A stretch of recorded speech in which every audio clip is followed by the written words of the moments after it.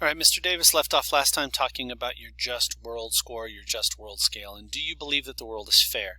Now, we'd love to believe that the world is fair, that it's just. That allows us to go to sleep at night and say nothing bad will happen to me at random. But if you believe that nothing bad happens to people at random, then you believe that Jeff Bezos earned every dollar that he made. And you also believe that every person living on the street deserves to be there, that was due to choices that they made instead of maybe some random accidents. So again, you take responsibility for yourself, but you also assume that everybody else basically is where they are because of something that they did, which as you're looking at that, you're like, well, that's not very cool. You will be more likely to help people if you feel like it can work. So it's not necessarily that having a low just world score is necessarily bad, but the reason we're really bringing it up is you also may have been more likely to shock the learners in the Milgram experiment, because you could say, well, they're the ones who agreed to be part of this experiment. They're the ones who are getting all the wrong answers, so you might blame the victim. So I'm just saying, be careful with your just world score and believing that the world is just, because it might lead you to blame some people who don't deserve it. Okay, now we're going to shift some gears from bad to good, because one of the things that we ask is, so we're talking about other people, and when we're talking about anything that is social, certainly, oops, dang it, certainly we need to be talking about who we're going to spend the rest of our lives with. So how do we find our mates? How do we find the people that we are going to spend the rest of our lives with? We can't discuss it with an aisle partner, but obviously the first thing that will attract us to somebody is how good they look. Well, of course. But proximity, isn't it amazing that my wife and I are soulmates? We met when we were 15 years old and we've been dating ever since. How amazing is it that we just happened to, out of 7 billion people on the planet, went to the same high school? Well, it's not a coincidence. What we find is that proximity, being close to somebody in a physical sense, and we'll see that with the mere exposure effect coming up, but being close to somebody in a physical sense certainly has a lot to do with how much we're attracted to them. Similarity, you know how they say opposites attract? That's partially true, but for the most part research says that's not true. For instance, if an atheist and a Catholic are not going to get along well together. Somebody who loves to live in the moment and somebody who doesn't, somebody who loves adventure and somebody who doesn't. When you think about it, most of your core values have to be pretty similar if you are going to be attracted to somebody, especially if it's going to last. So opposites may attract, but similarities certainly keep our mates together for a long time. Self-disclosure. This is something that I think we are not necessarily bad at anymore. We disclose maybe a little bit too much, but we need to share of ourselves, and we need to listen when the other person shares to us. So self-disclosure is going to lead to closeness. Now, this is true of friends as well. If you're the type of person who keeps everything close to your vest, by the way, I'm wearing this because it's freezing in here. If you're the type of person who doesn't share a lot, it's going to be hard to get close to you. If you're the type of person who doesn't listen, it's going to be hard for you to feel close to people. So self-disclosure, disclosing your innermost thoughts and feelings, is certainly going to be a big deal. And then the last thing, oops, it didn't show up on this video. My screen is a little too small, but giving and receiving in equal proportion. We need to feel like this is equal. So if we don't feel like it, there's some equality going on, some equity, some evenness, some fairness, we're definitely not going to find the other person attractive. Okay.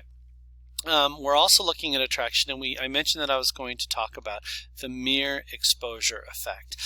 What that means is the more we see something, the more we tend to like it, which seems kind of weird. But in this political season, yard signs. Does anybody ever see a yard sign for, say, I don't know, Biden or Trump, and say, I didn't really know who to vote for, but now that I've seen that sign, I think I made my decision? No, the theory is that the more you see it, the more they'll seem like, they're not so bad. Why do you advertise Pepsi and Coke? All of that. Well, the more you see it, you're more like, you go to the shelf, you go, no, I've seen that advertised before. I'll grab it. You go to the ballot box, you say, I've seen that candidate before. I'll vote for that person. So basically, what I'm saying is, when we get back into school, if you want somebody to be attracted to you, just make sure that you follow them around. JK, LOL. So, but really, the more they see you, the more they will find you, I don't want to say attractive, but the more favorable they will be toward you. So don't be annoying, but exposure effect can have a powerful effect. And then also something else that leads us to attraction. We've been talking a lot about attraction in this video.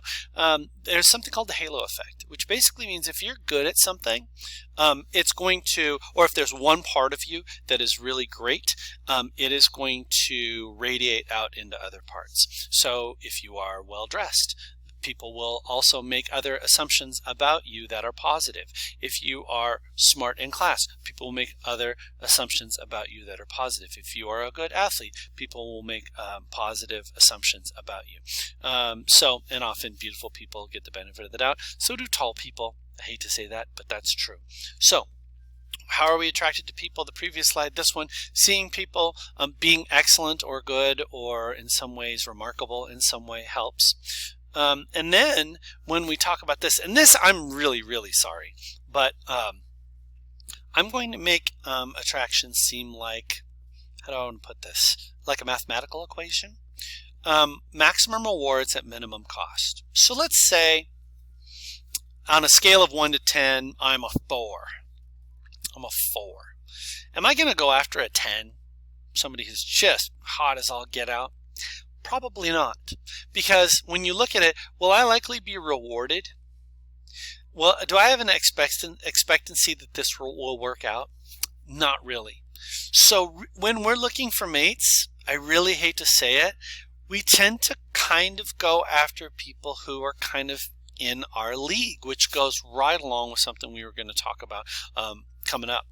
And I mentioned Arthurian legends. The whole theory of Arthurian legends, the whole idea behind them is a man, Lancelot and Guinevere. Guinevere was married to the king, and Lancelot had this crush on her, and he did all of these wonderful things because she was out of his league. So this idea is that if there's too much of a gap, that it can never be consummated. And then they have the matching hypothesis, and I might end up showing a video in class because there's a great video for the matching hypothesis. And basically what it says is we tend to hang out with, become involved with people who are about our level of hotness. Sorry to say. Now, how do you know? How do you know what's the level of hotness? Well, here's how they do it. It's really dark. What they say is, here's a picture of, here's pictures of 10 people. I want 100 people in this room to rate them on a scale of 1 to 10, and then they take the average. So let's say my average, as I mentioned before, 100 people rate me, my average is a 4. But that's okay. So I get a 4. The likelihood is that I will match up with somebody else who is kind of like a 4. That's the matching hypothesis. The good news is it means there's somebody for everybody. The bad news is it means you might have to, maybe you think you're a 7, but you're actually a 4, and you have to bring it down. This is really dark. I apologize. But what they do find really is that there is some truth to the fact that we tend to match up with people who are about our level of attractiveness. And then the last thing I want to show you right here is a really interesting triangular theory of love. There are 3 parts that are related to love, and we've got passion, intimacy, and commitment. And then this is kind of I mean, I don't know, I'm being somewhat facetious, but if you have passion without intimacy and commitment, that looks like infatuation. It's all passion. We don't know the person. We're not committed to the person. If we have passion and intimacy, that is romance. But romance is not necessarily commitment if you've ever watched The Bachelor or The Bachelorette. Romance is not necessarily commitment. Passion and commitment with no intimacy, that's bad news right there. I'm very passionate about you and I'm committed to you, but you don't know my name. And intimacy and commitment, you're in the friend zone because there's no passion. True, deep commitment and love comes from passion, intimacy, and commitment, all of them together. And that is called Sternberg's triangular theory of love, and I'm going to let Mr. Davis take it away from here.